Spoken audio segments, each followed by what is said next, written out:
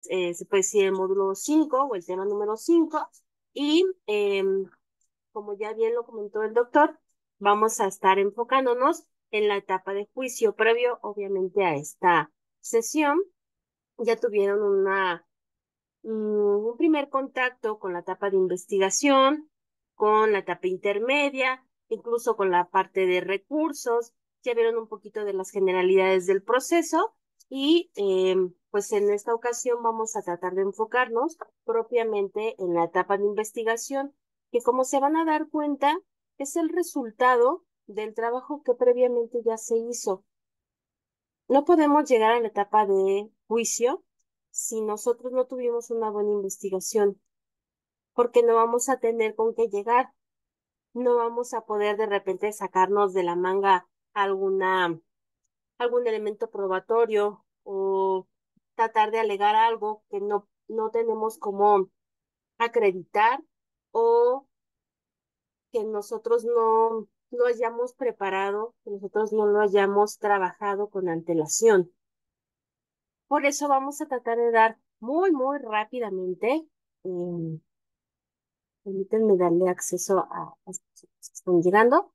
Vamos a ver muy rápidamente un poco de la etapa de juicio. Para ello, me voy a permitir compartirles una presentación para tratar de ir con orden. Y les voy a pedir que quien desee hablar, hacer uso de la voz, con confianza puedan abrir su micrófono, con confianza puedan escribir en el chat para que podamos estar comunicándonos de manera más eficaz. Como les comentaba, vamos a enfocarnos en la etapa de juicio y para ello va a ser importante repasar muy rápidamente un poquito de las etapas que le anteceden para tratar de abocarnos lo más posible en estas horas a la etapa de juicio. Para ello es importante para mí poder conocer qué es lo que ustedes esperan de este módulo. A lo mejor de algo que habrán escuchado, de algo que sea su intención conocer de manera específica, algún tema en particular o alguna metodología o forma con la que quieran que trabajemos. Me gustaría mucho escucharles o leerles en el chat. ¿Qué esperan de este módulo? ¿Qué les gustaría saber de la etapa de juicio?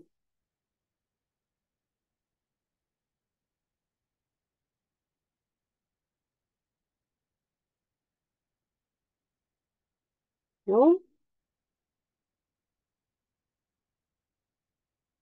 Pila, Juliana, licenciado Mena, Jorge, Gilberto, Reina.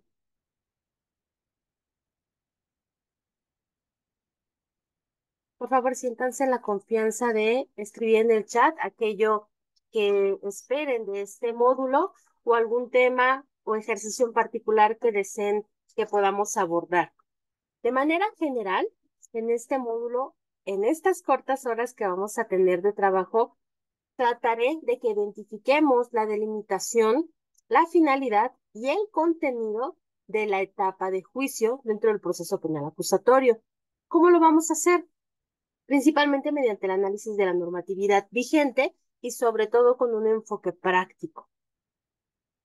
También vamos a tratar de comprender las principales técnicas de litigación, específicamente en el interrogatorio y en el contra, a través de la metodología de aprender haciendo. Entonces, en estas dos sesiones, yo espero que ustedes puedan estar en posibilidad de que tengamos una interacción por lo menos en el chat o si fuera posible a través de los micrófonos, para que ustedes también tengan en un espacio seguro, esta posibilidad de ejercitar un interrogatorio y un contrainterrogatorio con la finalidad de que en ese espacio seguro puedan empezar a practicar aquellas técnicas que vamos a empezar a ver y que las puedan ir viviendo y después de que ustedes lo ejecuten, por supuesto yo les daré una breve realimentación para poder darles un apoyo y ver cómo podemos mejorar esa forma de elaborar su interrogatorio y su contra, que es la forma en donde vamos a ver van a ser los momentos procedimentales y las técnicas utilizadas a través de las cuales vamos a extraer la información que se va a producir en juicio y que va a ser la base con la cual las personas juzgadoras al final del día van a resolver, van a dictaminar una sentencia. Por eso es tan importante que por lo menos tratemos de ver estas técnicas de litigación relacionadas con el interrogatorio y el contra.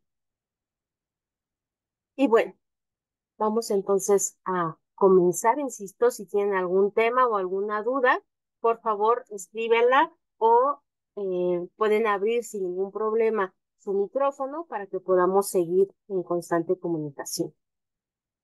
Mm, de manera muy rápida y muy sencilla, necesitamos ver un poco de este proceso penal para poder identificar en dónde se encuentra la etapa de juicio dentro del esquema del proceso penal.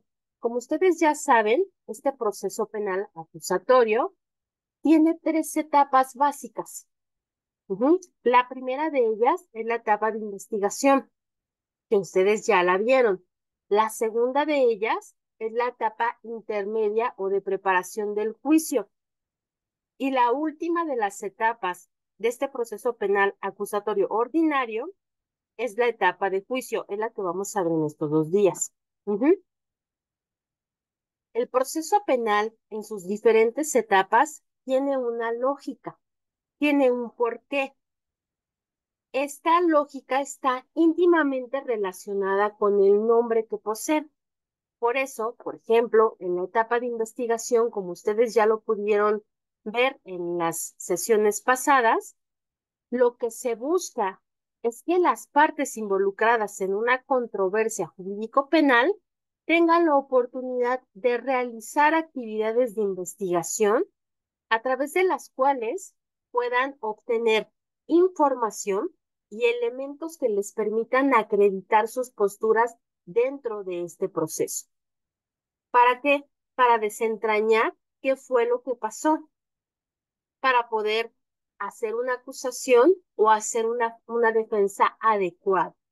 Entonces, dentro de la investigación, lo que vamos a buscar las partes es obtener información y elementos probatorios que nos permitan identificar qué fue lo que pasó, si eso que pasó fue un delito a nuestro juicio o no, o a lo mejor nace algún elemento negativo del delito que nos permita defender a nuestro cliente. Dentro de la etapa de investigación vamos a tener, como ustedes ya lo saben, 2 fases: la investigación inicial o desformalizada y la investigación complementaria. Básicamente, en medio de estas dos tendríamos nuestra audiencia inicial, en donde de las cosas principales, además de que se ve manifiesta el ejercicio de la acción penal, es decidir si se tienen los elementos mínimos necesarios para que a esa persona que está involucrada en un proceso realmente se le pueda unir, se le pueda vincular a este proceso, se le pueda seguir este proceso. Posteriormente a que se concluye la investigación complementaria, en donde el Ministerio Público, la defensa, la asesoría jurídica victimal echan mano de actividades de investigación para obtener información y elementos probatorios, se deben de tomar decisiones, principalmente a cargo del Ministerio Público. Si el Ministerio Público dice, después de conocer toda la información y todos los elementos de los cuales dispongo para ver este caso, llego a la conclusión de que efectivamente hay un hecho que para mí constituye un delito y que ese delito le es reprochable a la persona que está unida a este proceso, a la persona que voy a acusar. Entonces, voy a acusar, voy a formular una acusación, voy a decir, esa persona hizo tal cosa que constituye tal delito. Y lo hizo en esta forma de autoría o participación. Y pretendo acreditarlo con estos elementos para probar.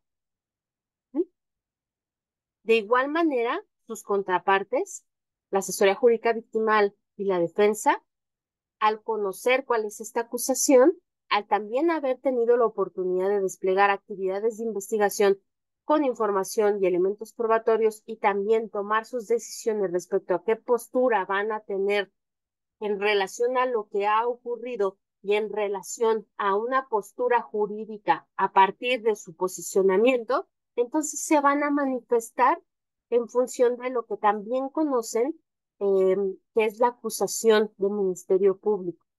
Entonces van a poder contestar esa acusación y van a, en esa contestación de la acusación, establecer su postura.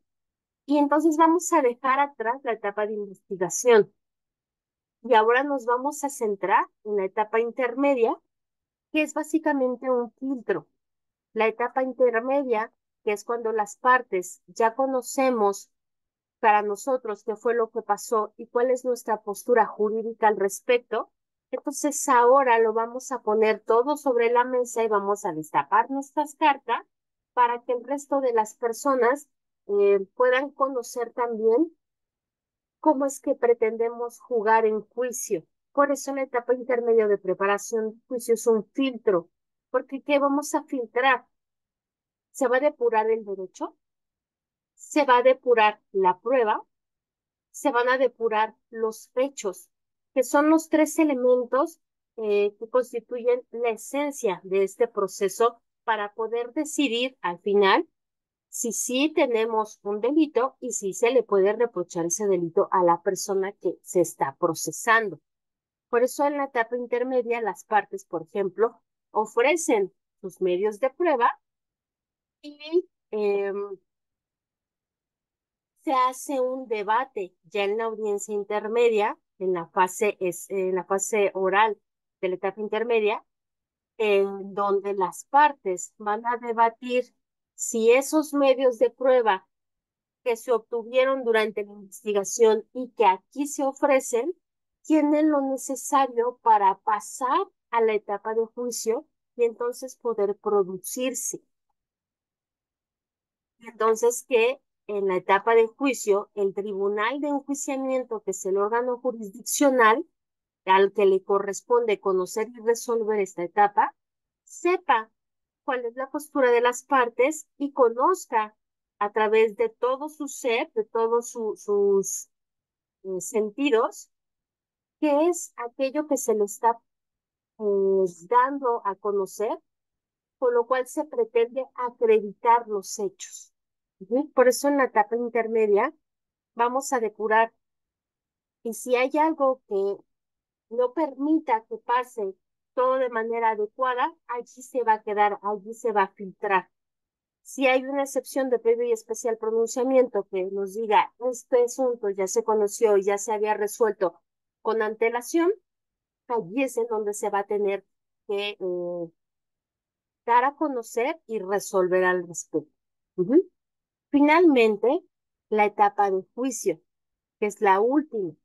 En esta etapa de juicio, en donde vamos a poder desplegar todo lo que ya trabajamos con antelación, va a tener como finalidad poder desentrañar si efectivamente en este caso estamos en presencia de un delito. Si ese hecho que nosotros investigamos y ese hecho que manifestamos que aconteció durante la intermedia, realmente logramos acreditarlo ahora en juicio. Y si ese hecho efectivamente cumple con todos los requisitos jurídicos para poder convertirse en un delito. Y eso que ocurrió se lo podemos reprochar a la persona que se está procesando en ese momento. Entonces, lo que realmente está buscando en la etapa de juicio hacer resolver el fondo del asunto. Efectivamente ahí se van a desahogar medios de prueba, efectivamente ahí se van a dar alegaciones, pero con la finalidad de que el tribunal, el órgano jurisdiccional correspondiente, pueda resolver el fondo del asunto. Ajá. Em, Esto es muy importante porque a veces nos perdemos un poquito con las etapas y a veces queremos que En una etapa que no corresponde, suceden cosas diferentes. Por ejemplo, en la etapa de juicio, llegamos ya con los elementos probatorios que, insisto, descubrimos durante nuestras investigaciones, ya sea en la inicial, desde que conocemos que se da un hecho con apariencia de delito, hasta que terminamos la complementaria. En la complementaria seguimos investigando, por supuesto. Una vez que se cierra la investigación, entonces ahora sí, depuramos hechos, derecho y prueba, y con ello pasamos a juicio.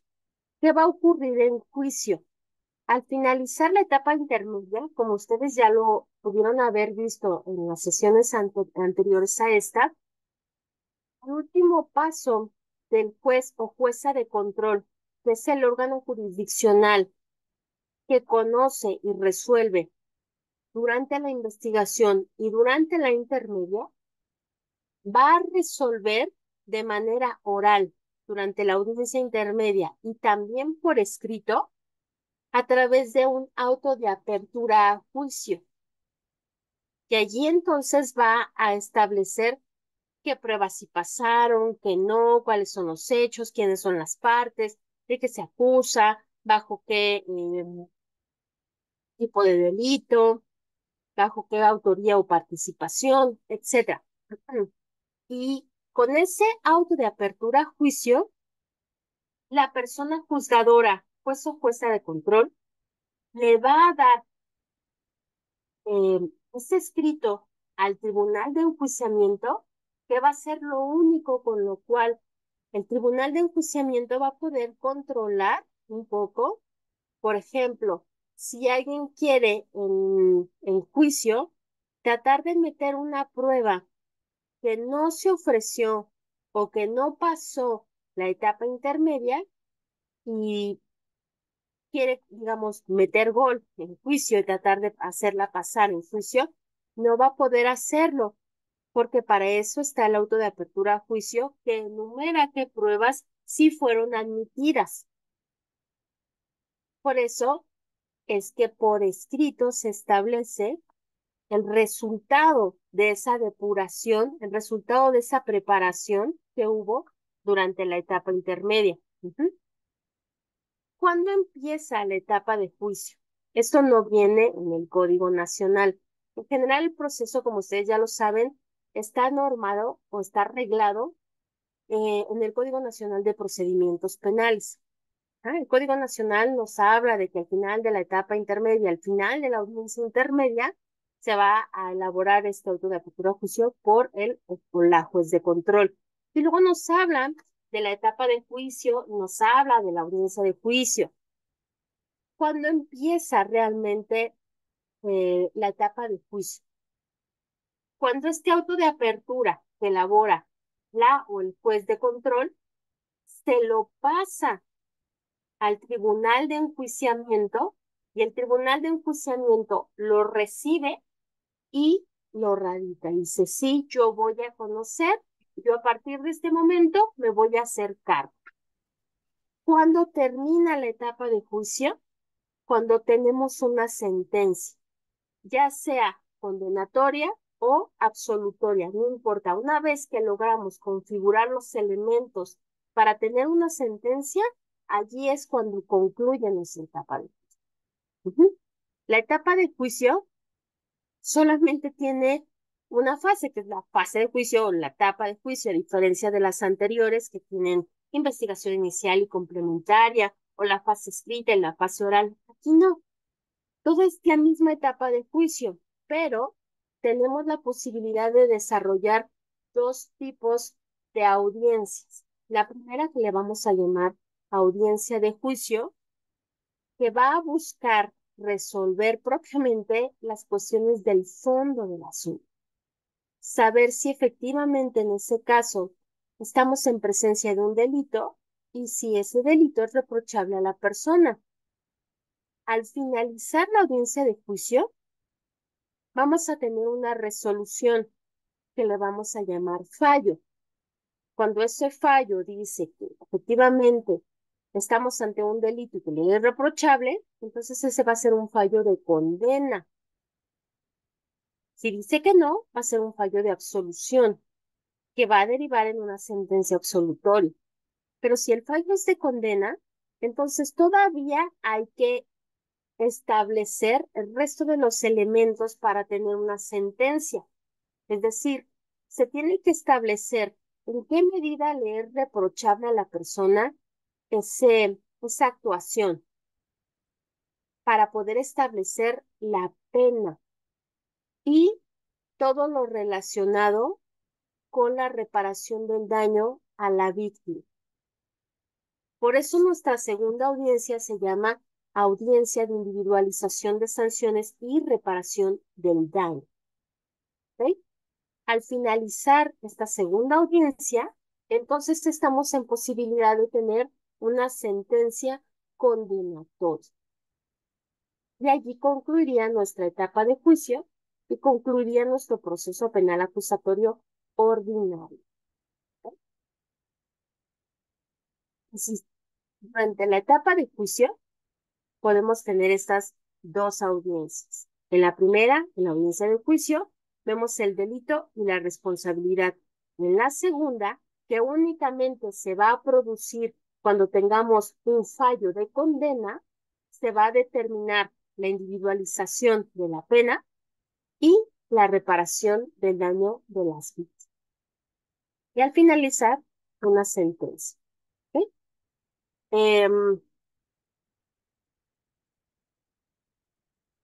Pasa algo muy peculiar en la práctica, que tampoco está en el código. Por práctica, sobre todo a partir de la práctica que tuvieron algunas entidades antes de tener el Código Nacional de Procedimientos Penales que homologó los pasos a seguir para poder producir un juicio en materia penal, algunas entidades sacaron sus propios códigos estatales de procedimientos penales. Y entonces en algunos de estos códigos venía la posibilidad de tener una sola audiencia. En lugar de separarla y tener una de juicio y una de individualización, se juntaban. Y entonces todo lo que se producía en esa única audiencia, en ese debate único, era para atender al delito, a la responsabilidad, a la pena y a la reparación del daño. Y al final se tenía una sentencia de absolución o de condena.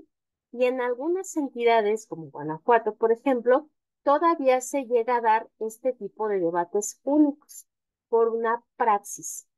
Ajá. Les comento para que sepan si es que llegan a ver alguna práctica de esta naturaleza, el por qué se da y que a pesar de que no se encuentra regulada como tal en el Código Nacional, insisto, con una reminiscencia de las otras prácticas que se tenían en algunos estados, es que se lleva de esta forma el desahogo propiamente de los pasos procedimentales. Ahora, vamos a enfocarnos en la audiencia de juicio. ¿Qué ocurre en esa audiencia de juicio? Como en todas las audiencias, como ustedes ya lo pudieron haber visto, vamos a comenzar con una apertura de la audiencia. Es decir, el órgano jurisdiccional, en el caso de la investigación y de la intermedia, hablamos de él o la juez de control, tenía que asegurarse de que existieran todas las condiciones para que se pudiera llevar a cabo esa audiencia. Aquí, en la etapa de juicio, en la audiencia de juicio, esta apertura va a quedar a cargo del tribunal de enjuiciamiento. El tribunal de enjuiciamiento, o sea, de paso, puede estar conformado por una persona, ser un tribunal unitario, o un tribunal colegiado, un tribunal integrado por 3 personas. Actualmente es muy común en las diferentes entidades observar tribunales conformados por 3 personas. ¿Sí? Una de ellas, que normalmente se sienta en medio, va a ser la persona que tome el uso de la voz y propiamente dirija toda la audiencia. Las personas sentadas junto a ella van a ayudarle como a poner atención y a veces a transcribir todo lo que allí se dice para que en caso de que algo se le pase a la persona que está diciendo, lo pueda apoyar. Igual con todos sus sentidos, la tercera persona va a poner mucha atención a todo a fin de que estas tres personas, después de que se les ha producido toda la información, puedan intercambiar opiniones, puedan intercambiar información, puedan valorar juntas todo y llegar a una resolución consensual.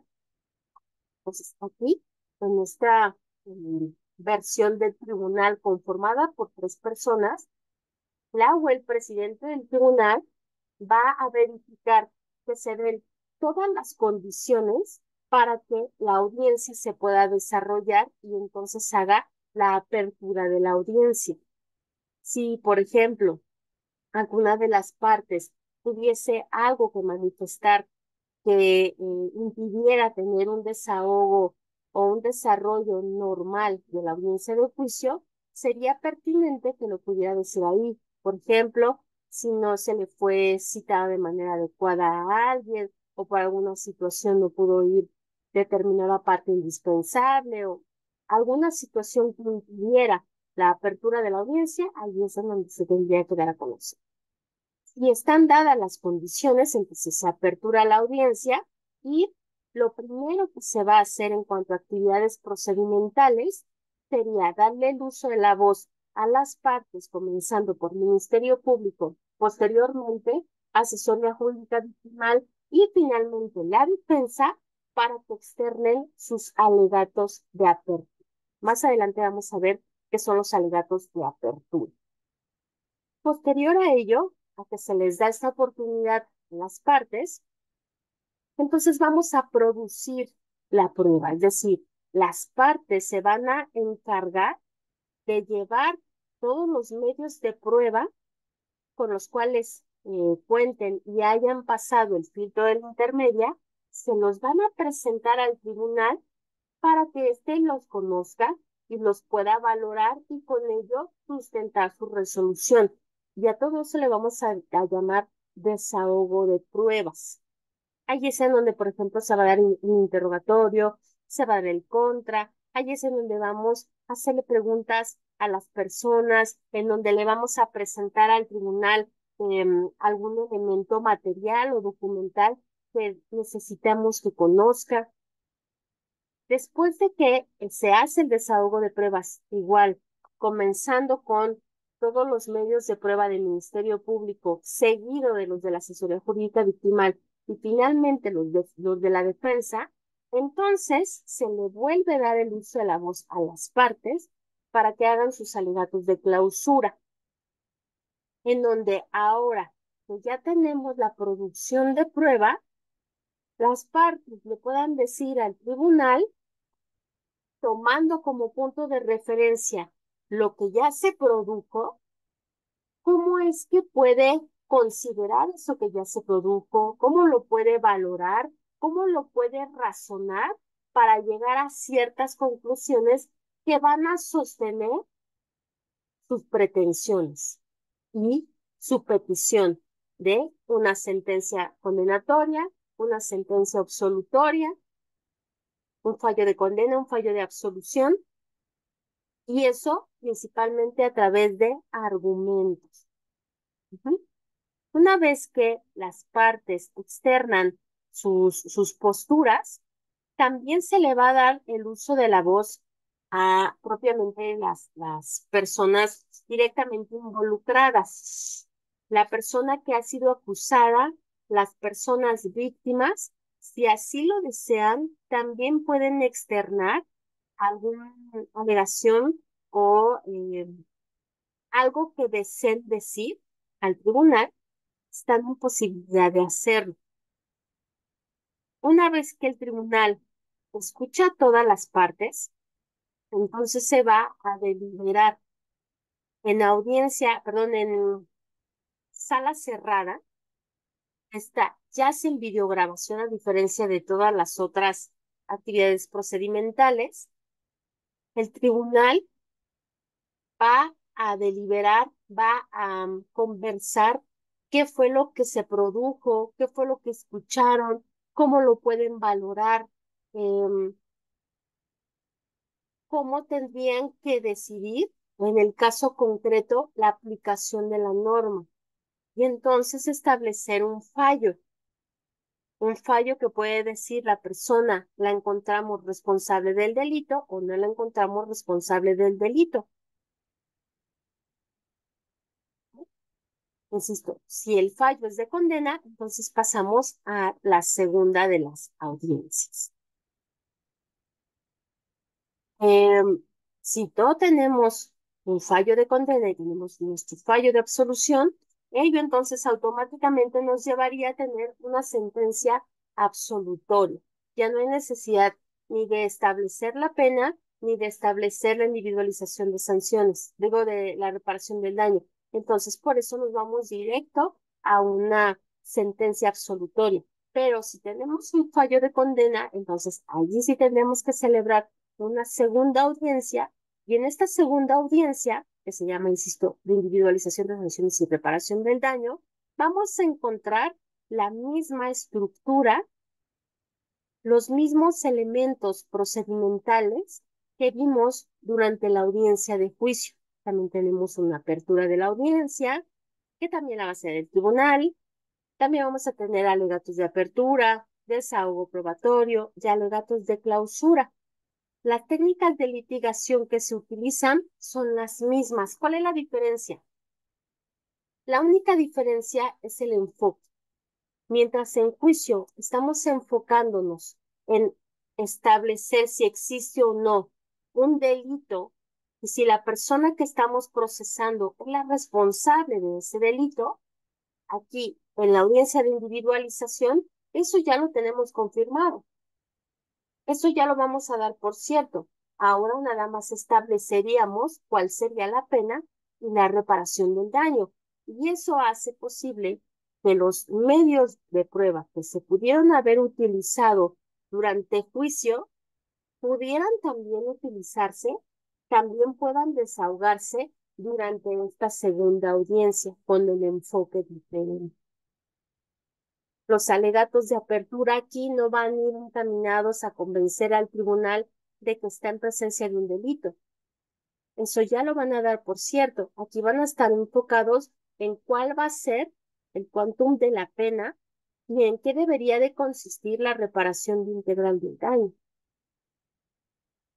Una vez que también se desahogan todas estas actividades procedimentales, en lugar de irse a una deliberación para emitir un fallo, el tribunal tiene que establecer una sentencia condenatoria. Sí van a entrar en un proceso de deliberación, pero ya no para establecer si la persona es responsable o no de un delito, sino para establecer ya propiamente toda una sentencia condenatoria. Cuando se tiene esta sentencia condenatoria, al igual que cuando se tiene la sentencia absolutoria, se tiene también que convocar de nueva cuenta a las partes para su lectura, en donde el tribunal tiene que explicarle a las partes cuál es la sentencia, por qué llegó ahí, en qué articulado, en qué bases jurídicas está basándose para tomar esa decisión, qué razonamientos hizo que le llevaron a tomar esa decisión. ¿Cómo fue que valoró todos y cada uno de los elementos que las diferentes partes le presentaron, en lo individual y en conjunto? Y entonces, todo esto, dárselo a conocer principalmente a las partes, tomando en consideración las características de estas para que utilice un lenguaje apropiado, un lenguaje que le puedan entender. Eso significa que a lo mejor en esta lectura de sentencias no necesariamente vamos a escuchar tecnicismos jurídicos, sino formas de explicar la, la base normativa para que cualquier persona, especialmente las personas que están viéndose directamente afectadas por la sentencia, la puedan comprender. ¿Sí? Eh, y esto es básicamente lo que acontece en nuestra etapa de juicio. Al final, vamos a darle a conocer al tribunal toda la información y todos los elementos que le permitan tomar decisiones adecuadas de acuerdo a la propia normatividad y esperemos también lo más cercano a la justicia, lo más cercano a lo que se esté considerando como adecuado. Ahora, esto es en términos generales. Ya vimos en dónde está posicionada la etapa de juicio, ya vimos que es la tercera de las etapas dentro del proceso penal, ya vimos cuál es su delimitación, donde comienza cuando el tribunal recibe el auto de apertura a juicio y lo radica y concluye cuando llegamos a la sentencia, absolutoria o condenatoria, no importa, cuando llegamos a la sentencia. Todo lo que ocurra en medio de eso lo vamos a atender con el Tribunal de Enjuiciamiento, que es el órgano jurisdiccional a cargo de la etapa de juicio. ¿Hay dudas hasta aquí?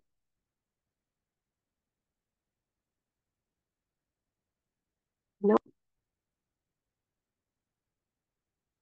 Ok. Ahora, em, vamos a ver a continuación cómo es que se van desarrollando las actividades procedimentales dentro de la etapa de juicio. Ya vimos este panorama general, ahora vamos a ir haciendo una especie de zoom a cada una de ellas, comenzando en primer momento con el alegato de apertura. Acuérdense que después de abrir propiamente la audiencia, comenzamos con los alegatos de apertura. Los alegatos de apertura son estas exposiciones que hacen las partes al tribunal de enjuiciamiento de su teoría del caso. Es decir, de manera verbal, le van a expresar las partes al tribunal qué es lo que para ella resulta de todo el trabajo previo, qué consideran que pasó, cómo se comprometen a acreditarlo y eso, qué configuración jurídica tendría que aplicárselo. Por eso, por ejemplo, Ministerio Público, que es quien está acusando, va a tener en la mente que para el Ministerio Público efectivamente hay un delito. Tendrá que establecer qué delito es. Tendrá que establecer si hay agravantes, si hay atenuantes, si hay calificativas, si solo es ese delito o es un concurso de delitos, qué tipo de concurso es, etcétera. Tendrá que además establecer, jurídicamente hablando, qué tipo de participación tiene la persona dentro de la comisión de ese delito. Si la persona lo hizo por sí, lo hizo en compañía de otras personas o ayudó a otras personas a cometerlo.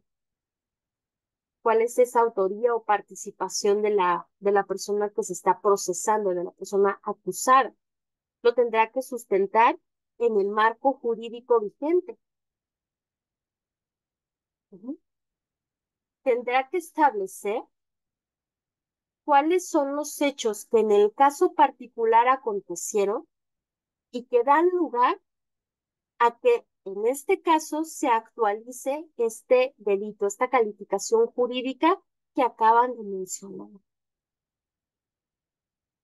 Entonces, si ustedes se dan cuenta, en los alegatos de apertura, hasta ahorita ya tenemos dos elementos de la teoría del caso. El elemento normativo, cuál es esta afectación jurídica que nosotros estamos percibiendo, y el elemento fáctico, qué hechos acontecieron para que nosotros al unirlos logremos de manera razonada identificar si en este caso concreto es válido, es posible o no aplicar esta norma. Esa sería nuestra conclusión. Pero, ¿qué es lo que pasa? Nosotros, para el caso concreto, para los hechos que se están afirmando, necesitamos traer elementos que convenzan al tribunal que efectivamente las cosas ocurrieron como lo estamos afirmando. Por eso tenemos medios de prueba. Y lo que vamos a hacer en un alegato de apertura, en un alegato inicial, es decirle directamente al tribunal cómo esos hechos que estamos afirmando, cómo esa descripción de lo que para nosotros aconteció, nos comprometemos a acreditarla con los medios de prueba que tenemos. No es necesario externarle todos los medios de prueba como si fuera un checklist, simplemente resaltar aquellos que para nosotros resulten los más importantes y resaltar los puntos más importantes para que cuando el tribunal sepa que viene Jessica Cortés, sepa que se comprometió esa parte que ofreció Jessica Cortés a que Jessica dijera. Y eso porque es importante. ¿Qué podemos esperar de Jessica? A lo mejor Jessica nos va a traer un elemento material como el arma utilizada, un elemento documental importante. Y eso sirve, para eso sirve el alegato de apertura, para irle adelantando en la mente del juzgador qué es aquello que se le va a presentar, y lo pueda ir configurando en su mente, pueda ir esperando al momento de la producción de la prueba que esos compromisos que nosotros hicimos durante estas alegaciones iniciales realmente acontezcan, para darle un sentido a lo que se le va a presentar. Y eso es muy importante porque entonces las partes, al tener esta oportunidad de hablarle directamente al tribunal para explicarle cuál es la lógica con la cual están trabajando y por la que deciden presentarles determinados elementos, determinada información, pueda hacer match, pueda estar en el mismo sentido, pueda tener congruencia que lo que se produce y entonces también congruencia con las alegaciones finales. En un alegato de apertura, lo que tratamos de hacer es, desde ese primer momento, contribuir al convencimiento del tribunal, pero para ponerle en su mente la lógica que a nosotros nos parece acontece en ese caso en particular. Los hechos, las pruebas, cómo eso configura, por ejemplo, una legítima defensa y entonces no se debería de establecer el delito porque nace un elemento negativo del delito y por lo tanto asegurar o ya desde ahí contribuir a un fallo de absolución y una sentencia absolutoria. Para eso hacemos un alegato de apertura, para ir abriendo esas posibilidades y una estructura que el juzgador pueda comprender, que facilite su comprensión al momento de estarle presentando ya propiamente todo el desahogo probado. El alegato de apertura no es un argumento. No le voy a dar aquí las respuestas y las conclusiones que no puedo todavía sostener porque no he desahogado prueba. Solamente me puedo comprometer, por eso hago promesas. Todavía no puedo concluir, todavía no puedo argumentar, solamente puedo externar de la manera más objetiva posible, de la manera más ordenada y más concreta, qué fue lo que aconteció, cómo me comprometo a acreditarlo y eso qué efectos jurídicos tiene y qué me estoy comprometiendo a que va a ocurrir durante la producción de la prueba. Voy a anunciar desde mi perspectiva qué fue lo que ocurrió para que ya el tribunal cuando escuche a mis medios de prueba, escuche a los testigos, escuche a los peritos, pueda ir armando esa misma historia y verificando si lo que le estoy externando desde aquí puede ser posible o no, puede estar acreditado o no. En un alegato de apertura hablo a futuro y anuncio mis medios de prueba. Los ofrecí en la intermedia, pero aquí los anuncio. No los estoy produciendo. No es que vaya a traer a Jessica que les diga qué fue lo que vio, qué fue lo que hizo. Me estoy comprometiendo a traer a Jessica y voy a anunciar de manera general aquellos puntos importantes que quiero que el tribunal conozca que viene a decir Jessica. ¿Cómo? Por ejemplo, tribunal, escucharán en esta audiencia a la licenciada Jessica Cortés, de la cual quiero que pongan especial atención cuando nos comente cómo fue que se enteró del caso. Además, a través de ella se va a desahogar prueba documental, misma que les pido pongan especial atención y que la puedan relacionar con lo que nos va a decir en un desahogo posterior el licenciado Mena Rejón. Es decir, voy a anunciar, no voy a decirle, Jessica les va a venir a decir esto y esto y esto y esto y nos va a tener esto y esto. No lo vamos a hacer por el minuto. Vamos simplemente a anunciarlo y vamos solamente a anunciar los importantes y solamente los puntos clave. Aquí es importantísimo ser breves, ser concisos, tener una buena estructura, hablar a futuro, evitar confusiones, ser descriptivo para que se pueda elaborar el tribunal una imagen, pueda imaginar qué fue lo que pasó y cómo nosotros pensamos que puede funcionar todo el engranaje de nuestros medios de prueba para poder acreditar eso que estamos afirmando. Y entonces, también, como eso, actualiza una hipótesis normativa con el alegato de apertura es una opción, es un derecho. Las partes deciden si quieren ejercerlo o no. Tampoco está definido como tal, de manera normativa, cuál sería la estructura de un alegato de apertura. Pero la doctrina y las buenas prácticas nos han llevado a decir cuáles pueden ser los temas que deben de configurar el alegato de apertura, cómo es que se puede externar el alegato de apertura, que son esos que les estoy poniendo aquí. Primero, comenzamos y concluimos fuerte. ¿Cómo lo vamos a hacer? A través del llamado tema o lema, en donde una pequeña frase de impacto, que de preferencia esté relacionada con el fondo del asunto, con cómo yo quiero que perciba el tribunal el asunto, llame la atención del tribunal, para que cuando lo esté escuchando diga, tiene razón.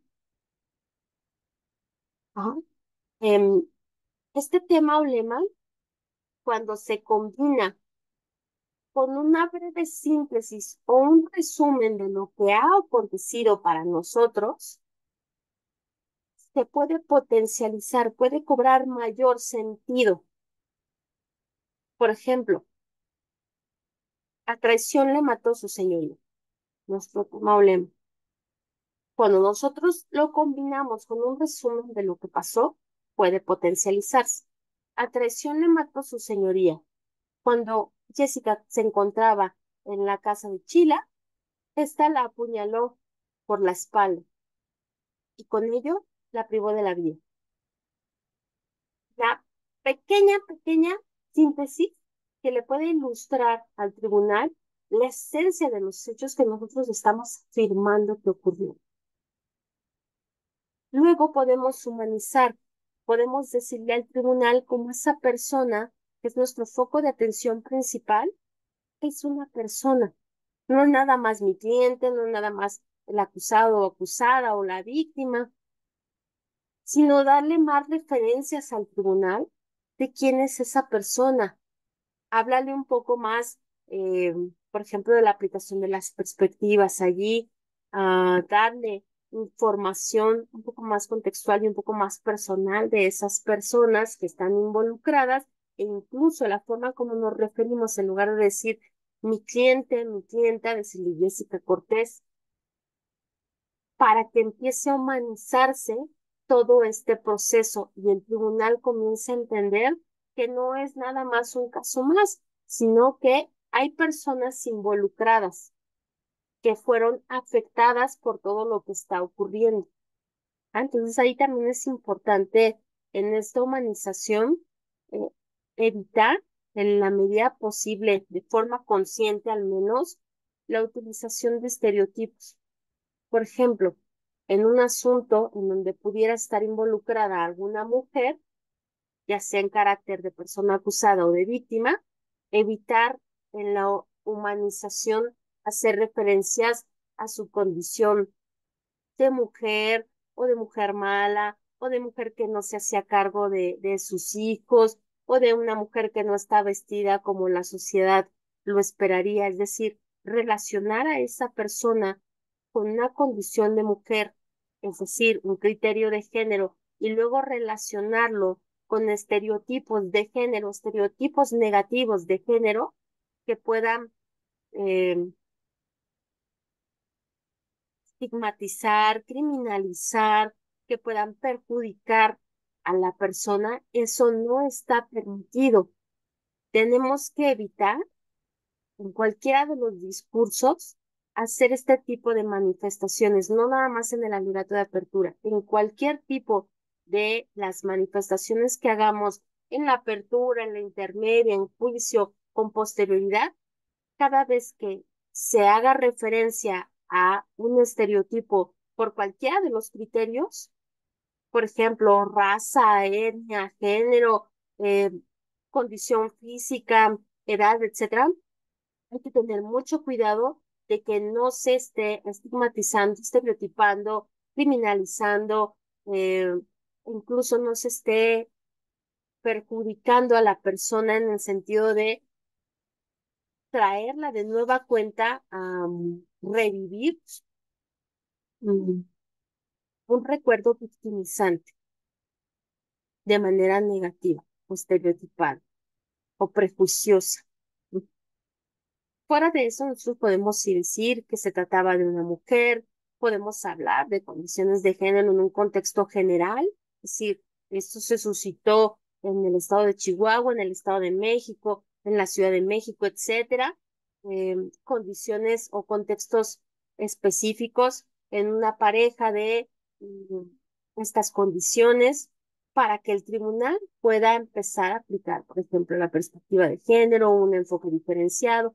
Eso es parte también de lo que hay que hacer y que es recomendable hacerlo después del tema o lema y la síntesis para que cuando nosotros empecemos a hablar ya propiamente en el cuerpo, ¿qué fue lo que pasó? ¿Cómo nos comprometemos a acreditarlo? Y eso a nuestro juicio, ¿cómo actualiza una hipótesis jurídica? Ya le hayamos dado elementos contextuales al tribunal que le permitan aplicar enfoques diferenciados en el cuerpo, por eso hablamos de la teoría del caso que me imagino que ya la conocen también, pues ya propiamente le vamos a hablar, insisto, de lo que pasó, como haciendo una narrativa de qué fue lo que para nosotros ocurrió, una narrativa donde se le describa qué pasó, quién hizo qué, cuándo ocurrió, en dónde, en qué condiciones en particular, y luego cómo nosotros nos comprometemos a acreditarlo. ¿Cuáles son los medios de prueba que van a presentarse a juicio? ¿Qué es lo más destacable de esos medios de prueba? Y entonces, ¿cómo es que eso que aconteció puede actualizar una hipótesis jurídica, ya sea un delito, ya sea a lo mejor un elemento negativo del delito, o,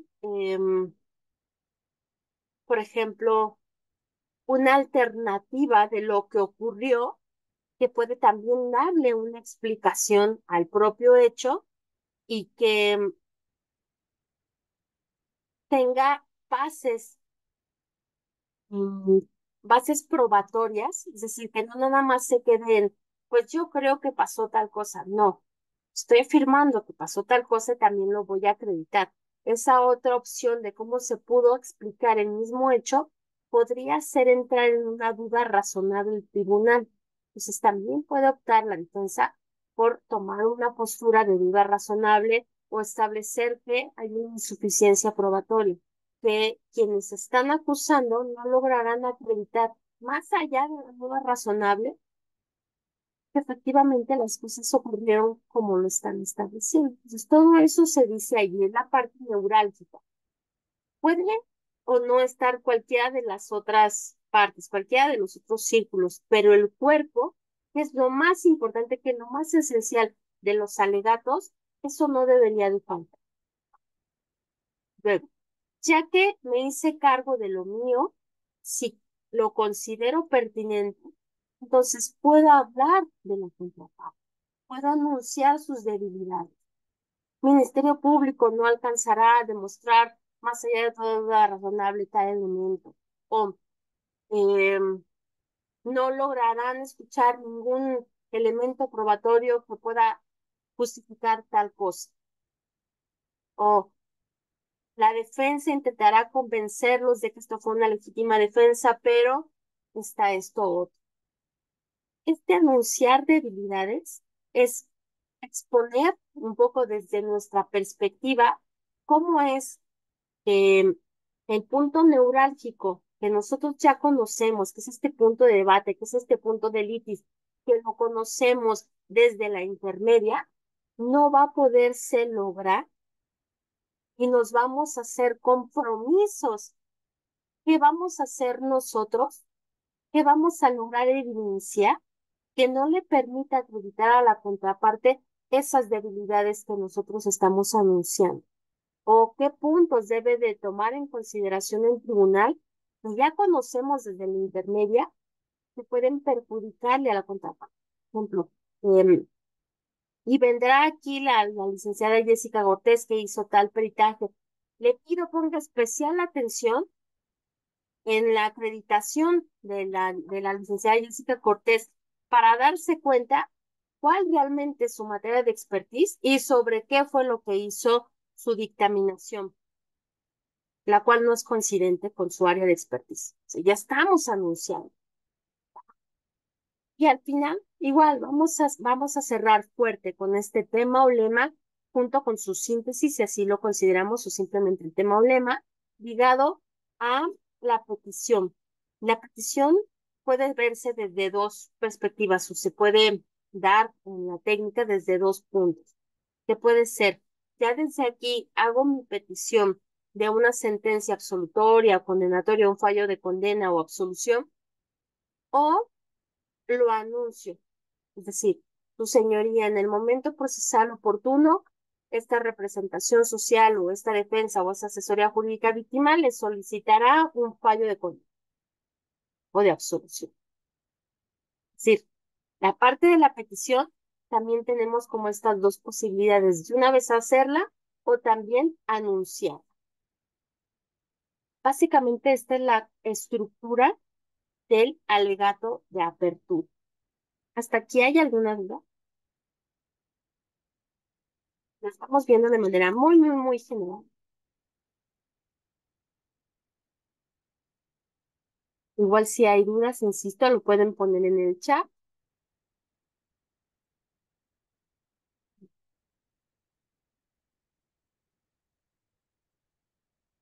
Vamos a ver un ejemplo. Déjenme volverles a compartir con sonido, por favor. Vamos a ver un ejemplo de un alegato de apertura para que pueda quedar un poquito más claro. Si no se escucha, por favor me dicen y ajusto. Agente del Ministerio Público, escuchamos su alegato de apertura. Gracias. Señores jueces, con esos amigos no se necesita tener enemigos. El día de hoy, esta representación social demostrará más allá de toda duda razonable que el día 10 de marzo del año 2014, en el interior del domicilio ubicado en la calle Ortiz de Campo número 102, esquina Condesa y Ulloa de la colonia San Felipe en esta ciudad, se desarrollaba una reunión de amigos. De ella participaban el acusado Leonardo Vargas Ramírez, la víctima Ricardo Soto, Participaban también los señores Humberto Falcón Zárate, Javier Prado Fox y Francisco Moreno Vial. En esta reunión estaban viendo un partido de fútbol e ingiriendo cervezas. Sin embargo, alrededor de las 17:30, a razón del resultado del partido, hubo una diferencia entre el señor Ricardo Soto y el acusado Leonardo Vargas, pues este último, al no estar acostumbrado a perder, no toleró las burlas que le hacían respecto a su equipo. Y fue entonces que decidió insultar a la víctima Ricardo Soto, diciéndole que siempre había sido un cobarde, que eso nunca se le iba a quitar y que se las iba a pagar tarde o temprano. Ricardo Soto únicamente se reía y le decía que se calmara. Sin embargo, el acusado, lejos de calmarse, decidió sacar de entre sus ropas una navaja que portaba, una navaja de su propiedad de color rojo marca Swiss Army. De esta navaja nos hablará más adelante el perito Hernán Gómez Martínez, quien nos dirá que en ella se localizaron huellas dactilares pertenecientes al acusado Leonardo Vargas Ramírez. Asimismo, la propiedad de esta arma quedará acreditada con la factura que se exhibirá durante la audiencia de debate a nombre del propio acusado. Con esta arma en la mano, el acusado se la clavó a la altura del pecho a la víctima Ricardo Soto. Con esta acción le provocó una herida penetrante cardíaca y taponamiento cardíaco, la cual se desprende del acuerdo probatorio que fue celebrado. De todos estos hechos nos darán cuenta tanto la víctima Ricardo Soto como el testigo presencial Humberto Falcón Zárate. Pueden escuchar en el ejemplo, la Ministerio Público inicia fuerte, no logramos terminar de escucharlo todo, pero va a concluir igual fuerte con este tema o lema, esta síntesis y esta petición. Podemos también escuchar cómo es que iba dándole a conocer al Tribunal de Enjuiciamiento cuáles son los hechos que se está comprometiendo a acreditar e incluso va hilvanando el anunciamiento de los hechos, ¿no? Por ejemplo, cuando hablan de la navaja, nos dice que esa navaja la vamos a escuchar al perito Hernán Rojas, quien nos hablará de esa navaja, quien nos la va a dar a conocer y conocer también qué fue lo que hizo, ¿no? Por ejemplo, respecto a la propiedad de esa navaja, cómo es que también se va a exhibir la factura. Ese es el anunciamiento de los hechos. Es importante que cuando nosotros estemos mencionándole al tribunal cuáles son los hechos que para nosotros acontecieron, tratemos de ser descriptivos. Tenemos que decirle al tribunal para que se vaya imaginando cuáles son las escenas, qué fue lo que pasó, en dónde pasó, cuándo pasó, quién lo hizo, cómo lo hizo, con qué lo hizo, para que ya desde este momento esa imaginación le permita ir acomodando en el momento de la producción de la prueba eso que se le está presentando, que vaya a tomar cierta lógica el que, ya sé por qué hay una navaja, ya sé por qué me están presentando una factura, ¿por qué? Porque el Ministerio Público, desde sus alegatos de apertura, ya me dijo qué fue lo que para ella aconteció, y lo mismo para la defensa. Ya sé por qué me están presentando una factura, ya sé por qué me están presentando una navaja, ya sé por qué me están presentando a tal o cual testigo, al médico, etcétera, porque tiene una lógica dentro de una historia que ya conozco gracias a mis alegatos de apertura que las partes produjeron para el tribunal. ¿Estamos? Ahora, después de los alegatos de apertura, insisto, que vamos a comenzar con Ministerio Público, luego Asesoría Jurídica Victimal y finalmente la defensa, se va a producir la prueba en ese mismo orden. Todos los medios de prueba del Ministerio Público, luego los de Asesoría Jurídica Victimal y finalmente los de la defensa. ¿Cómo se hace este desahogo de pruebas? Bueno, para ello partimos de que nosotros ya trabajamos durante la investigación y ya obtuvimos información y ya tuvimos elementos probatorios. Esos elementos probatorios los ofrecimos y se discutieron si pasaban o no el filtro de la intermedia, ¿ok? En ese filtro de la intermedia, al final se hizo un auto de apertura a juicio en donde se estableció, Jessica ofreció estos medios de prueba, pero de 10 solamente se le admitieron 5, por ejemplo. Sea, al final del día, yo tengo que reacomodar mi estrategia, yo tengo que reacomodar mis elementos conforme a lo que quiero probar. Por ejemplo, si ya como escuchamos a la Ministerio Público Gema, nos está hablando de una discusión entre unas personas, como a raíz de esa discusión una de ellas saca una navaja, la cual clava la humanidad de otra, lo cual le provoca la muerte, eh, ¿qué quiero probar? Bueno, quiero probar que efectivamente hay una persona fallecida. ¿Cómo esa persona fallecida falleció a consecuencia de una lesión que pudo haber sido provocada por una navaja? Entonces, ¿qué tipo de lesión tendría que ser? ¿Cortante? ¿Punzocortante? ¿Contundente? Tengo que empezar a pensar en términos periciales, en términos médicos. em, ¿Qué fue lo que pasó? ¿Y cómo yo podría probar eso que quiero probar?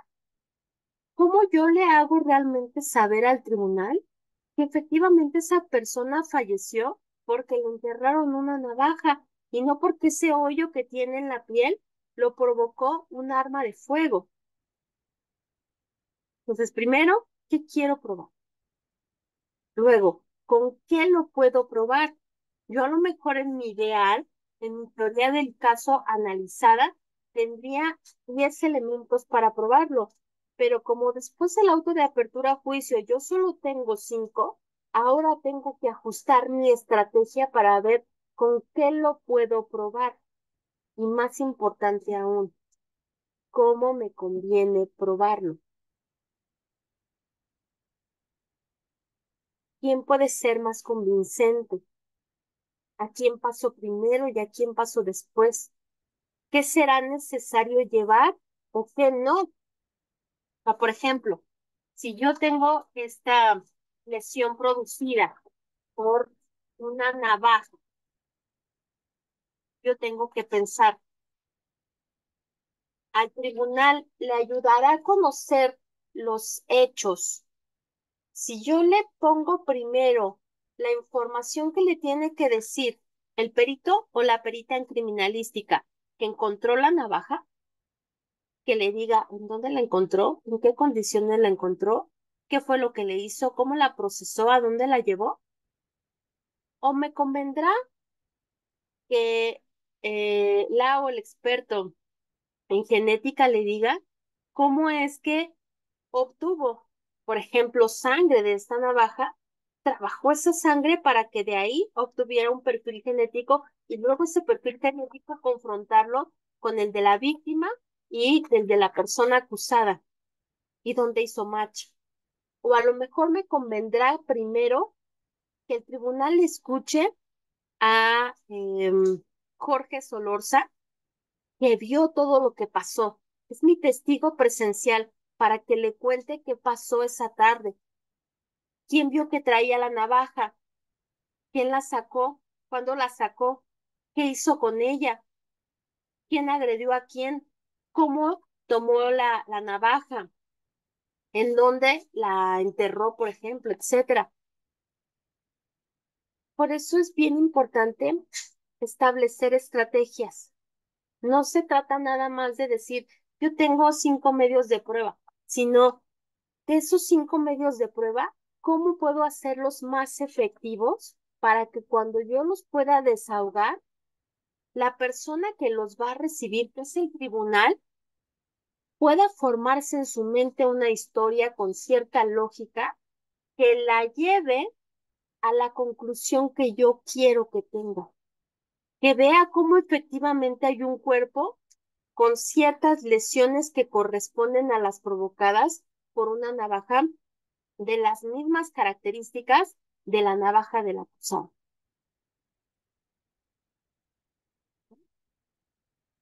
Entonces, cuando nosotros estamos hablando de desahogo probatorio, partimos de esa idea, de ese ofrecimiento, de ese trabajo previo, y también partimos de dos principios fundamentales, que es la libertad probatoria y la libre valoración de la prueba.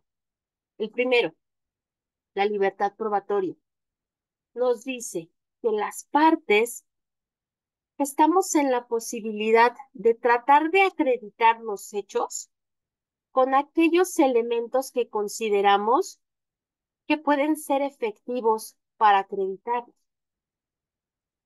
Por ejemplo, si yo considero que puede ser efectivo el haber recuperado la navaja y mostrarle al tribunal que esa navaja existe, cuáles son las condiciones físicas de esa navaja, cuáles son sus dimensiones, cuál es el color de la navaja. Eso me ayudará a convencer al tribunal de que esa persona fallecida fue fallecida porque las lesiones que le provocaron fueron producidas por una navaja. Pues puede que sí.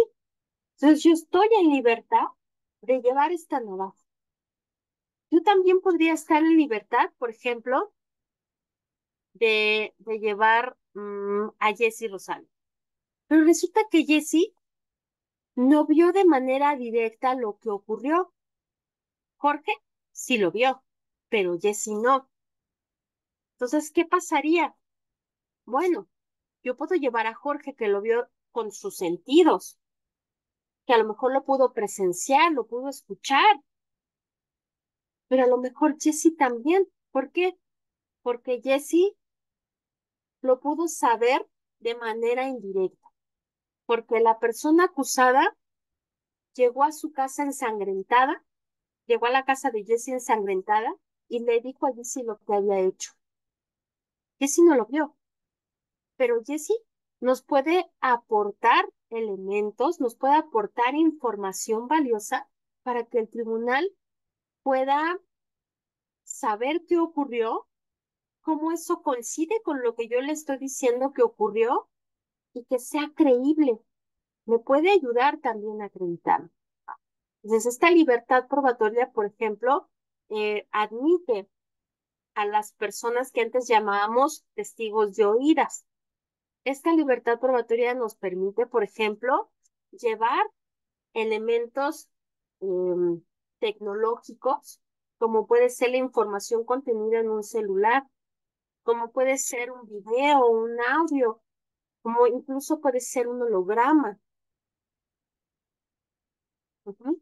Todo aquello que las partes consideren que puede servir para acreditar aquel punto que quieren acreditar, lo pueden intentar hacer pasar por el filtro de la intermedia y si queda admitido, porque fue idóneo, fue pertinente, porque fue lícito, porque no fue obtenido con violaciones a derechos humanos, fue ofrecido conforme al marco normativo, no fue sobreabundante, no hay 10,000 pruebas para acreditar ese mismo punto, entonces seguramente lo van a permitir desahogar en juicio, va a pasar ese filtro. Entonces esa libertad probatoria nos amplía el panorama. Y el otro principio es la libre valoración de la prueba, es decir, el legislador, desde el momento que realiza la normatividad, ya no establece una tasación que se le imponga a la persona juzgadora. Ya no dice, ay, a ver, los documentos públicos hacen prueba plena. No. Ahora te dice, a ver, juzgado, tienes una libertad para que a través de tus sentidos, porque bajo el principio de inmediación, tú vas a estar presente en las audiencias, tú vas a estar presente cuando se haga la producción de la prueba, entonces a través de tus sentidos vas a conocer esos elementos que conforme a la libertad probatoria te están presentando. Y vas a tener libertad para otorgarles mayor o menor peso, para valorarlos libremente, ¿qué quiere decir? que para poder valorarlos, sin que exista esta prueba tasada por el legislador, pero sí tomando como punto de referencia la sana crítica. Es decir, tú les vas a otorgar un peso de acuerdo a las máximas de la experiencia, de acuerdo a las reglas de la lógica y de acuerdo a los adelantos científicos, tecnológicos. Eso quiere decir, si por ejemplo, em, yo en este 2024 hablo de una prueba en genética, el tribunal, al conocer la prueba de genética, sabrá que es una prueba pericial científica. Y dentro de los puntos que pueda tomar en consideración para ver qué tanto pesa esta prueba en genética en la generación de su convicción, qué tanto le está acreditando o no el hecho en concreto, puede tomar en consideración, por ejemplo, quién la hizo. La persona que la hizo tenía la capacidad de hacer esa prueba genética, estaba actualizado, tenía experiencia. La herramienta, las máquinas a través de las cuales los test, a través de los cuales se obtuvo la prueba en genética, son adecuados, se manipularon adecuadamente, los laboratorios tenían certificación, se manipularon de manera protocolaria las maquinarias, estaban bien calibradas. ¿Qué datos? ¿Cómo tuvo que proceder la o el experto en genética para llegar a las conclusiones a las que llegó? ¿Qué representan esas conclusiones? ¿Qué margen de error tienen? ¿Qué tanto aval de la comunidad científica tiene una prueba en genética en estas condiciones? ¿Qué representan esos resultados para mi caso en concreto? Como persona no especialista en genética, sino en derecho, como persona juzgadora, ¿cómo puedo yo entender y valorar la prueba en genética? Por lo que hace la prueba en genética, pero además la prueba en genética en relación a todas las otras pruebas que se tienen, la médica, la de criminalística, los testigos, la material, la documental, etcétera. Eso se trata de la libre valoración de la prueba. ¿Qué me dicen los conocimientos científicos, técnicos, la comunidad científica que dice, puedo o no confiar en una prueba genética con estas condiciones? Ujú.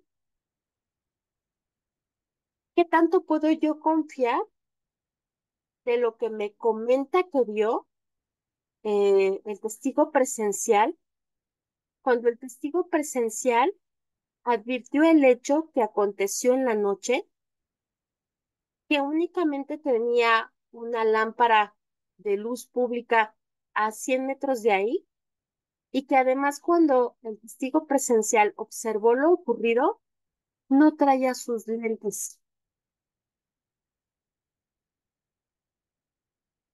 ¿Qué tanto me va a provocar convicción en esas condiciones en particular un testigo presencial?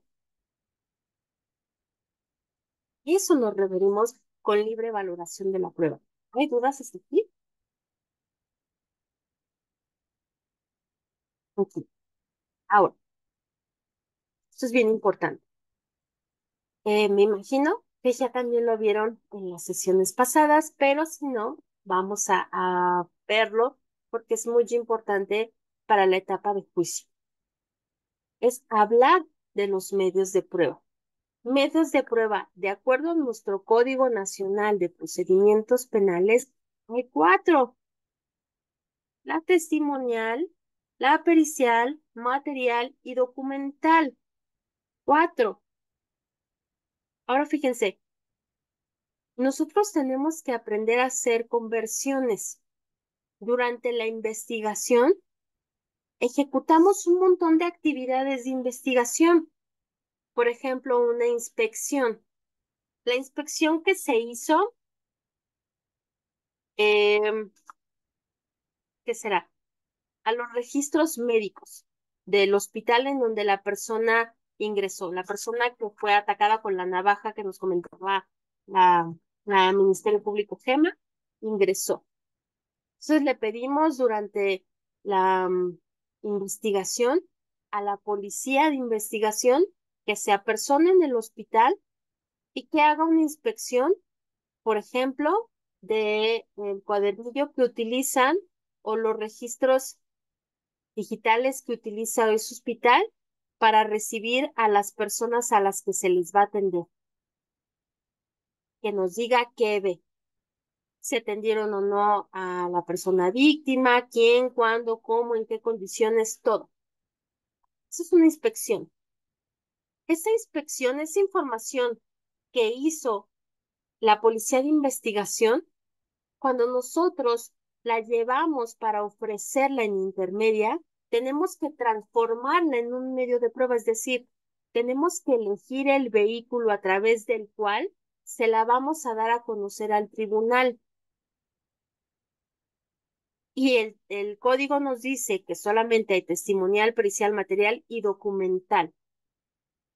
Esa inspección que realizó la policía de investigación, ¿por qué medio de prueba la ofrecerían ustedes? Pregunta.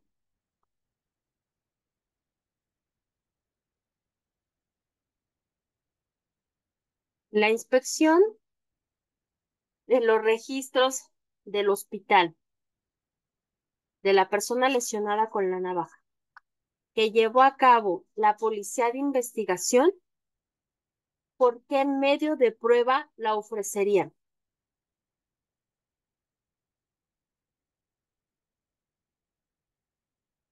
¿Quién dice yo? ¿Quién se anima?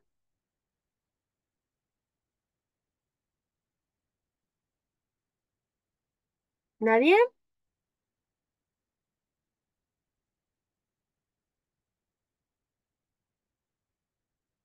El Jorge nos comenta que por pericial la hizo un agente de la policía de investigación, Jorge.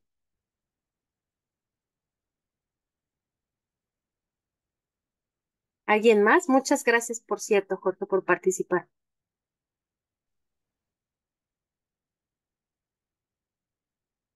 Fíjense cómo aquí viene lo interesante, porque si además nosotros no sabemos elegir adecuadamente por qué medio de prueba lo vamos a ofertar durante la intermedia, eso puede ser utilizado por la contraparte para debatir y que nos excluyan la prueba. Entonces dice Jorge, la pericial por parte de un médico forense. Ah, ok. Ahorita vamos a ir para allá. Muchas gracias. Fíjense. Nosotros hablamos de la inspección que llevó a cabo un policía de investigación de registros médicos. Entonces tenemos varios elementos que nos pueden confundir. Por ejemplo, hablamos de registros médicos. Ajá. Y si hablamos de registros médicos, pues parecería que sería razonable hablar de una pericial a cargo de un médico, de un profesional de la salud. Pero aquí el punto es que nosotros queremos saber qué pasó con esa inspección. Entonces, la inspección como tal, cuando fue realizada por el personal de policía de investigación, fue transcrita y se realizó un documento que se llama Acta de Inspección, que fue integrada a la carpeta de investigación y que se le compartió a todas las partes. Entonces, podríamos llegar a pensar que es una documental, pero no, porque nosotros lo que queremos es que la persona que llevó a cabo la inspección de voz propia le diga al tribunal qué hizo. Entonces nosotros queremos que Policía de Investigación se presente con el tribunal y le diga, yo hice la inspección, que inspeccioné, cuándo lo hice, cómo lo hice, qué encontré. Eso queremos. Y entonces eso, como lo lleva a cabo la Policía de Investigación, se llama testimonial. Nosotros lo vamos a subir al vehículo de medio de prueba llamado testimonial. ¿Por qué? Porque no se requiere de una ciencia, arte, oficio o técnica con conocimientos especializados para explicar de esos conocimientos especializados algo, como lo hace la pericial. Si yo quisiera un conocimiento especializado, entonces, como nos dice Jorge, sí ofreceríamos una pericial, pero no a cargo del policía que hizo la inspección, sino a cargo del personal médico que atendió a la persona lesionada. Porque queremos que nos explique desde esos conocimientos expertos qué fue lo que pasó, cómo intervino en el asunto. ¿Estamos? Entonces, la inspección a cargo del policía la vamos a subir en el medio de prueba testimonial.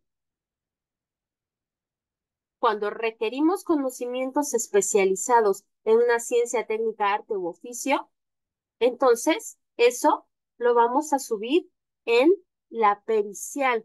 Y en la pericial, al igual que en la inspección, las personas expertas hacen informes o peritajes. No vamos a ofrecer el informe o peritaje, vamos a ofrecer a la persona, porque al igual que el policía, nos interesa que vaya la persona con el tribunal y le diga, sí, yo soy la médica, hice tal o cual cosa a esta persona. Vamos a ofrecer la pericial, no como el escrito, sino a la persona de la pericial. Entonces se preguntarán, ¿qué vamos a poner entonces en la documental? ¿Qué pasa si yo lo que quiero es presentarle al tribunal el video que obtuve de mi celular el día de los hechos, cuando vi que se estaban peleando? Ese video es prueba documental. Propiamente los registros médicos, no la inspección que se les hizo, los registros médicos pueden ser una documental. El audio es una documental. La factura de la navaja es una documental. Esas son las documentales. La material, la navaja que utilizamos es una material. O la pistola, cuando hubo pistola, o el celular que se robaron, o etcétera. Entonces, es muy importante lograr identificar los medios de prueba porque tenemos que hacer esta conversión de lo que se hizo en la investigación, ahora cómo se lo voy a presentar al tribunal como medio de prueba. Es importante porque tenemos que ofrecerlos de manera adecuada, si no, no lo van a excluir en la intermedia. Y en juicio, que ya pasó el filtro, que se supone que ya lo ofrecimos adecuadamente, tenemos que aprender la técnica específica para desahogar ese medio de prueba y que lo conozca y valore el tribunal. Si no identificamos el medio de prueba adecuado y no conocemos y aplicamos la técnica correspondiente, aun cuando se haya realizado la investigación, aun cuando haya pasado el filtro de la intermedia, no se va a lograr incorporar un juicio, no lo va a lograr conocer el tribunal, por lo tanto, no lo va a valorar y es como si no existiera. Así de importantes. ¿Estamos?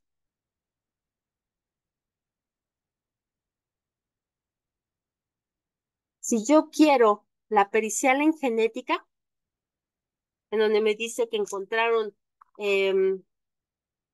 la sangre de la navaja, de ahí hicieron un perfil genético y luego ese perfil genético lo confrontaron con el de la víctima y la persona acusada, ¿qué medio de prueba es?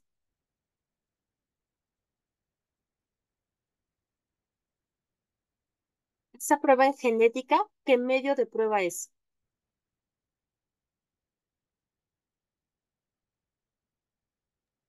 La prueba de genética es de una pericial, ¿no? Exacto, Jessy, muchas gracias. La prueba en genética es la prueba pericial. Y como prueba pericial, ¿a quién vamos a desahogar? ¿A la persona que la hizo o el registro de la pericial?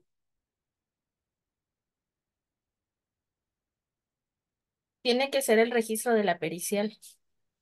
Bueno, también, bueno, el No, perito tiene que rendir su dictamen y él presentar sí, el dictamen y explicarlo, o bueno, más bien rendirlo, ¿no? exacto.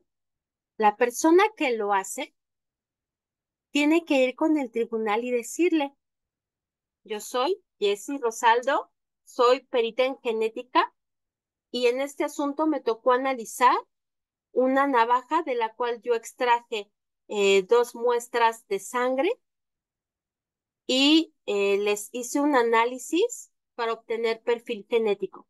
De una de esas muestras obtuve un perfil genético, mismo que confronté posteriormente con el perfil genético de la víctima y también de la persona acusada. Entonces, ¿qué va a hacer Jessy Rosaldo, la genetista que hizo esta prueba?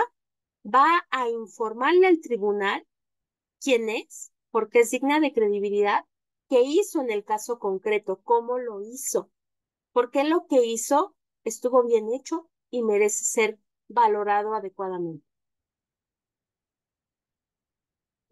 Es decir, Jessy no necesita traer físicamente el papel donde dice, ah, sí, yo obtuve eh, una coincidencia del 97% entre la muestra A con el perfil del acusado.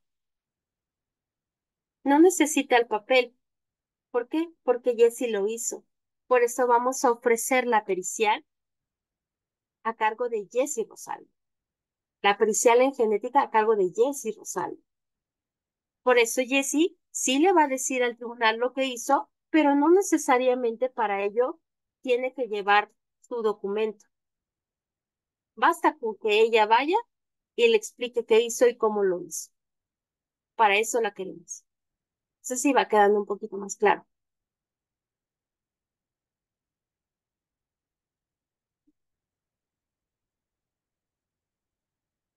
Es como la testimonial.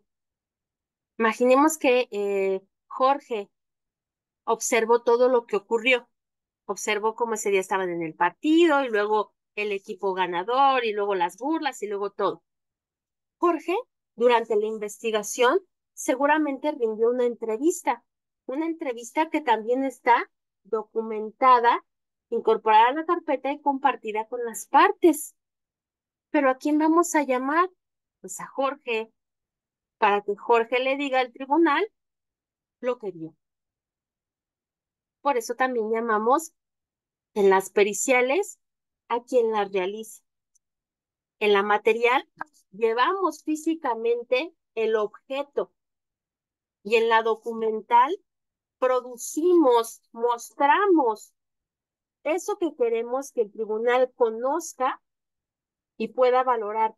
Hacemos que escuche el audio, que se reproduzca el video y lo vea, que observe la imagen, que advierta, por ejemplo, la información en un,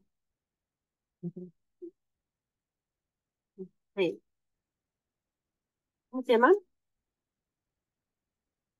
En un estado de cuenta, por ejemplo. Que él lo vea, que él sepa a quién pertenece esa cuenta, cuánto dinero tenía, qué movimientos hicieron. todos. Eso es lo que llevamos. Eso es lo que nosotros queremos en el desahogo. Queremos producir esa información para que el tribunal la conozca y tenga elementos que le permitan identificar qué peso tiene eso en la generación de convicción. Ese elemento solito y ese elemento relacionado con el resto de los elementos. ¿Estamos? ¿Va quedando un poquito más claro hasta aquí?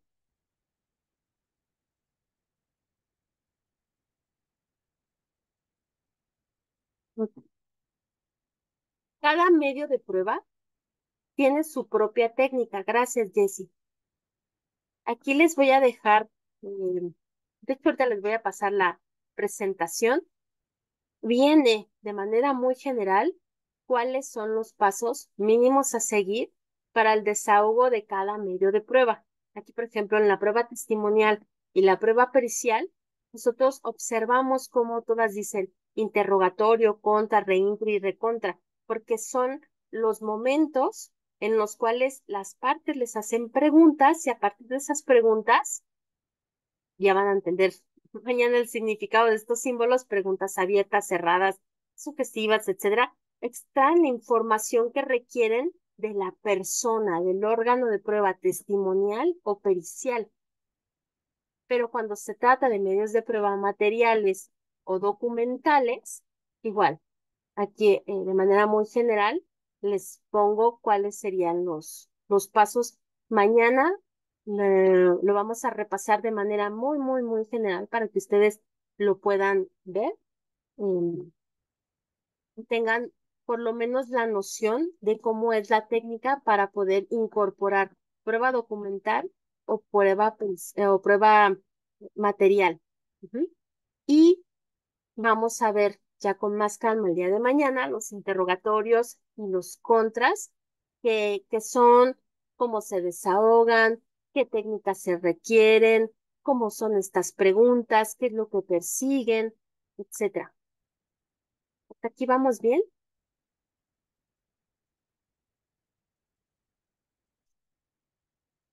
Sí. Muchas gracias. Voy a compartirles la presentación.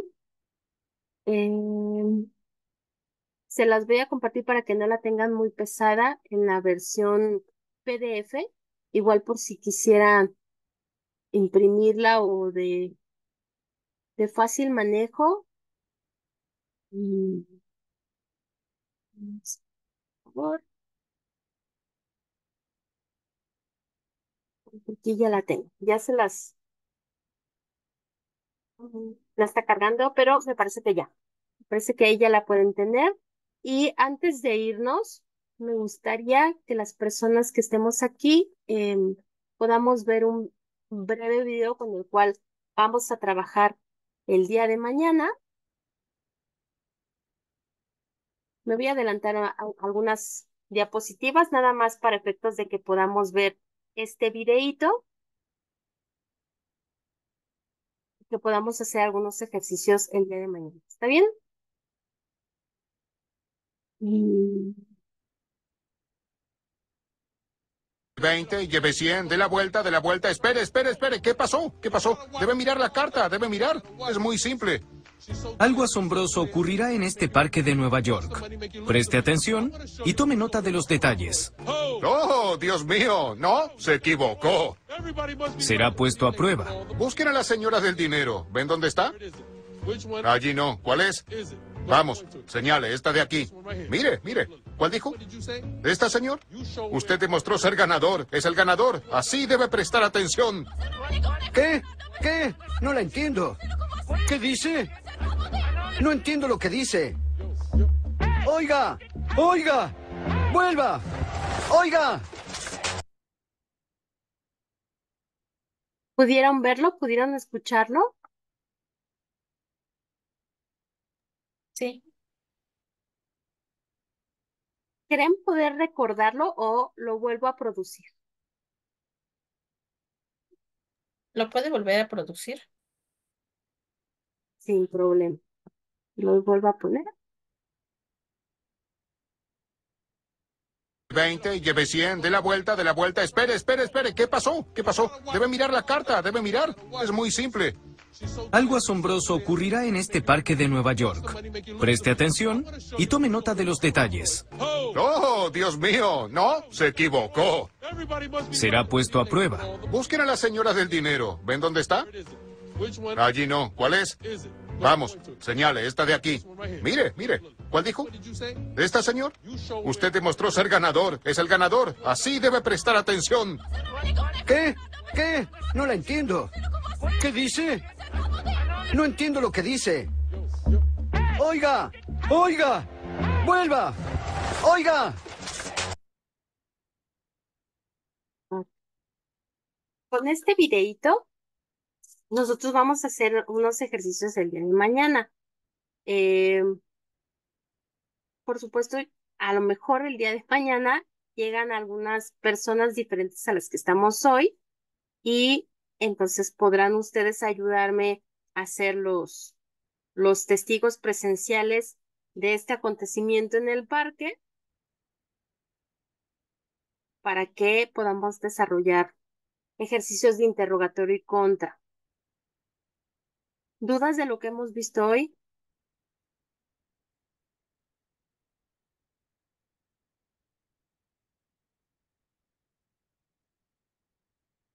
Sé que es poquito tiempo y quizá voy muy rápido, pero estoy tratando de que tengamos la mayor cantidad de información mínima básica para que podamos ejecutar el día de mañana ejercicios y ustedes puedan desarrollar ya con práctica estas técnicas de interrogatorio y contra. ¿Va? Si no hubiera algún comentario o alguna duda, con esto concluiríamos la sesión de hoy. Les vería el día de mañana, en donde nos vamos a enfocar principalmente a interrogatorio y contra, y al final vamos a ver también un poquito de alegato de clausura para poder tener ya, pues propiamente los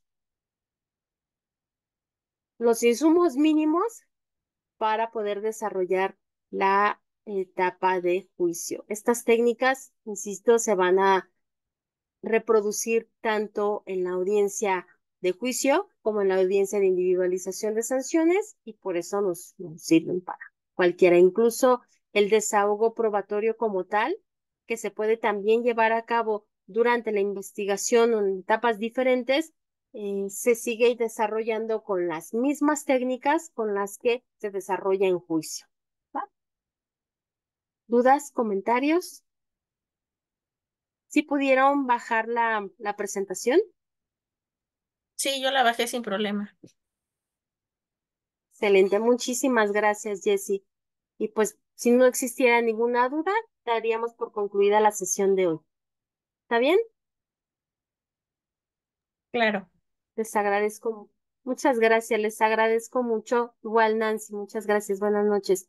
Les agradezco mucho su asistencia y les veo el día de mañana. Que tengan una excelente noche. Gracias a ustedes. Gracias. Excelente noche, hasta luego. Gracias, hasta luego.